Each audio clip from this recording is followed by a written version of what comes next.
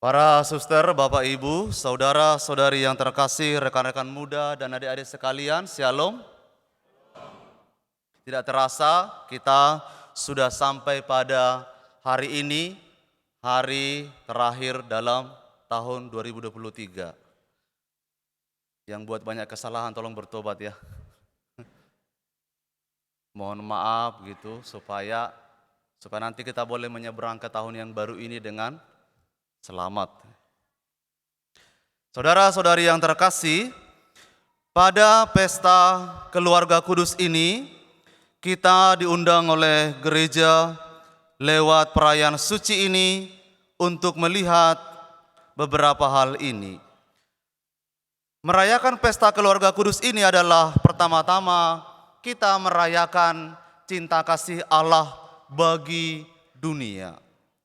Allah telah menyatakan rencana penyelamatannya dengan cara yang sangat mengagumkan. Allah memilih jalan inkarnasi, Allah menjadi manusia. Dia adalah Immanuel, Allah yang beserta kita. Dengan menjadi manusia, Allah menjadi tidak jauh dari kita manusia ini. Dan yang paling penting lagi, Allah menjadi manusia, memberi kita kesempatan untuk boleh mengalami Allah sedemikian rupa.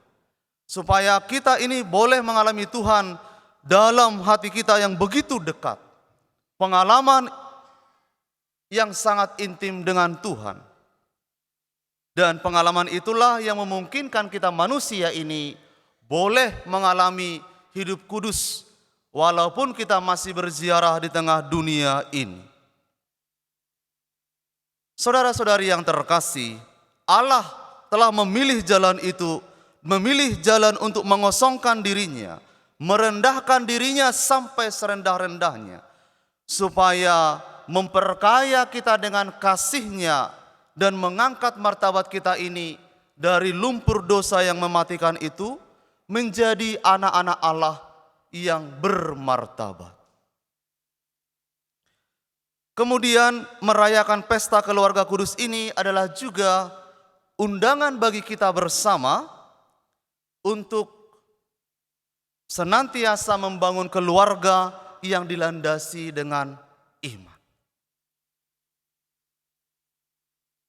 Keluarga Katolik yang baik itu adalah keluarga yang menjadi bagian dari persekutuan orang-orang yang beriman. Saudara-saudari, gereja adalah persekutuan orang-orang yang beriman. Maka keluarga juga haruslah dibangun dari pribadi-pribadi yang beriman. Orang yang mau percaya kepada Allah, orang yang mau mendasarkan bangunan hidupnya itu dengan penuh percaya kepada Allah. Dalam bacaan pertama hari ini kita mendengar bagaimana Abraham itu dibenarkan oleh Tuhan karena dia percaya. Abraham percaya kepada Yahweh, lalu itu diperhitungkan oleh Yahweh sebagai sebuah kebenaran. Dalam arti ini para saudara-saudari, kita dapat berkata dengan sungguh bahwa bagi Tuhan tidak ada yang mustahil. Bagi orang-orang yang percaya di hadapan Tuhan, tidak ada sesuatu pun yang tidak dapat terjadi.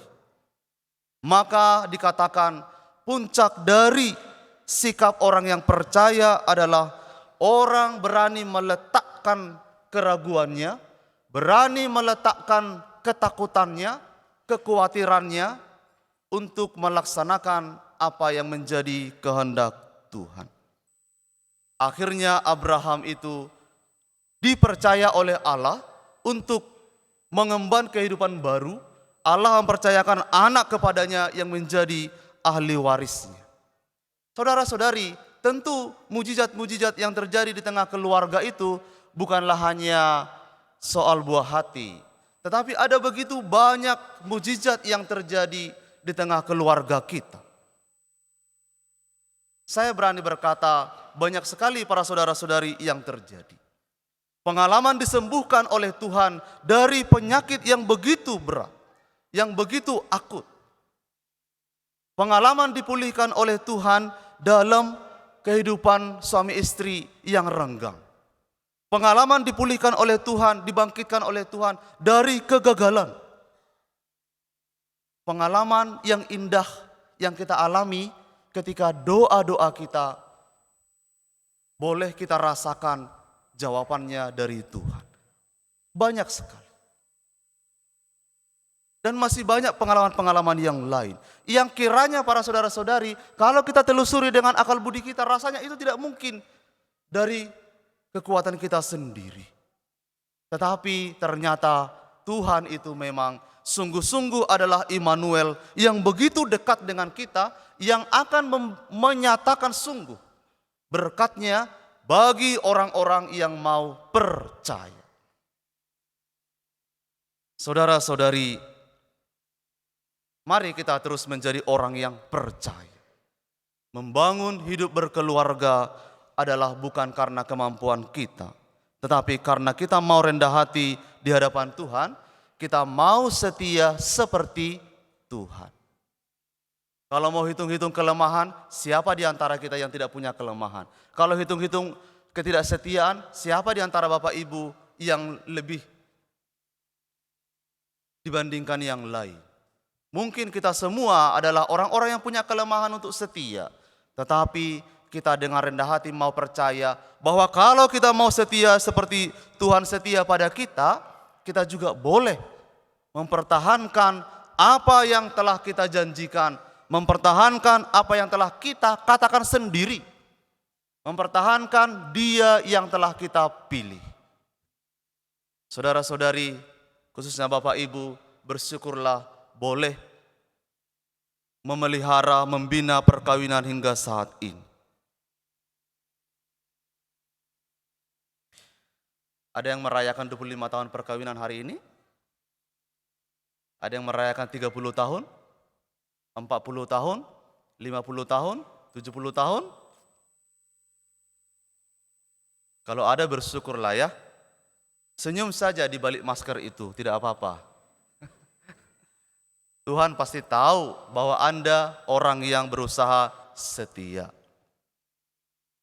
Saudara-saudari yang terkasih, selanjutnya merayakan pesta keluarga kudus ini adalah juga merayakan sekaligus kita mau meneladan keluarga kudus Nazaret, Maria, Yusuf, dan Yesus. Dikatakan dalam kitab suci hari ini, mereka ini adalah keluarga yang sederhana, keluarga yang kecil, pekerjaannya juga tidak begitu besar, mungkin penghasilannya juga tidak selalu besar seperti penghasilan Bapak Ibu. Tapi ada satu yang menarik, bahwa keluarga ini dikatakan keluarga yang taat pada hukum Tuhan. Itu menarik para saudara-saudari.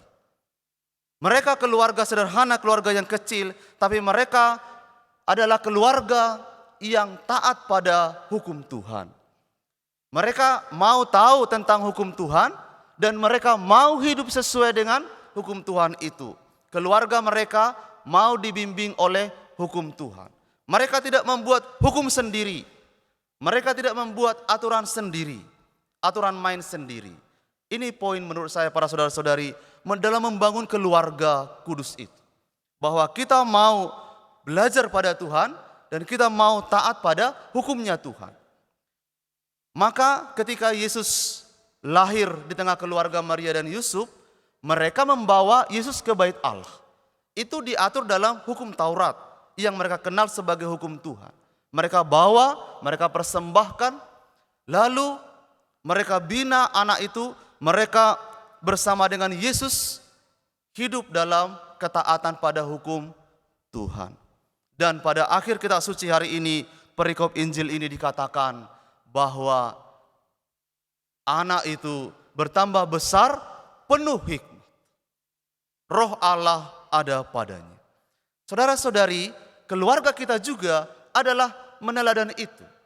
Keluarga Katolik yang kudus itu adalah juga keluarga yang taat pada hukum Tuhan. Maka para saudara-saudari, kalau kita merenungkan, membangun keluarga kudus Nazaret itu pertama-tama adalah tahu hukum Tuhan. Tahu 10 perintah Allah. Masih ingat ya Bapak Ibu ya? Kalau dulu waktu Anda ikut mungkin pembinaan-pembinaan, 10 perintah Allah. Tahu kan Bapak Ibu semua? Lalu 5 perintah gereja, tahu? Kalau tidak tahu, mari kita ketahui ya. Belajar sama-sama. Karena saudara-saudari, itu sebenarnya bukan hal yang jauh dari kita. Itu adalah bagian dari iman kita.